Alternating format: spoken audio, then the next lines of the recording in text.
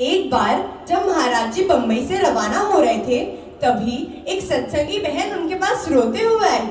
तब महाराज जी ने उनसे पूछा, बाई तुम क्यों रो रही हो?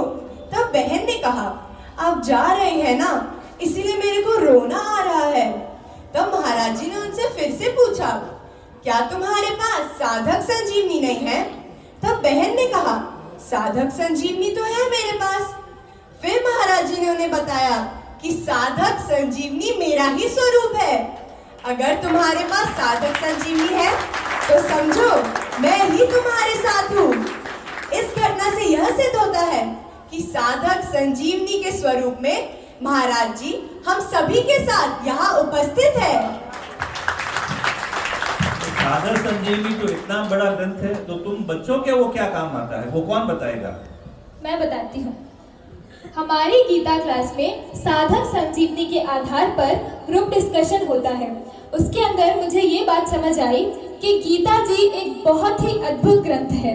पहले मुझे लगता था कि गीता जी केवल साधु संतों व बड़े बूढ़ों के लिए है, लेकिन जब हमारे ग्रुप में वह चर्चा होती है तब उसमें मुझे समझ आया कि गीता जी यंगस्टर्स के लिए मोटिवेशनल बुक है, बिजनेसमैन के लिए मैनेजमेंट की बुक है, व गृहस्थियों के लिए आर्ट ऑफ लिविंग की बुक है।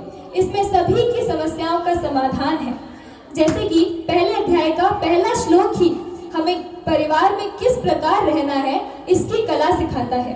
धृतराष्ट्र बोलते हैं, माम कहा पांडवाश्चैव, यानी मेरे और पांडु के पुत्र।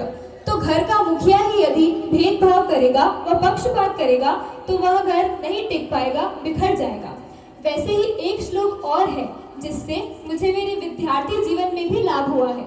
दूसरे अध्याय का 33वां श्लोक, हतो वा प्राप्स्यसि स्वर्गम जित्वा वा भोक्ष्यसे महीम तस्मादुत्तिष्ठ कौन्तेय युद्धाय कृतनिश्चय। इसमें भगवान हमें यह सीख दे रहे हैं कि हमें अपना टारगेट निश्चित करके उस पर पूरी 100% व अपनी पूरी लगन व मेहनत के साथ तैयार रहना चाहिए। फिर चाहे हम हारे या जीते, हमें उस क्षेत्र का ज्ञान तो होता ही है। इसीलिए मैं आप सभी से रिक्वेस्ट करती हूँ कि आप सब भी साधक संजीवनी से जुड़े व अपने बच्चों को तो अवश्य ही जोड़ें। बच्चों, आज तो आपने हमारे को हमारी सांसारिक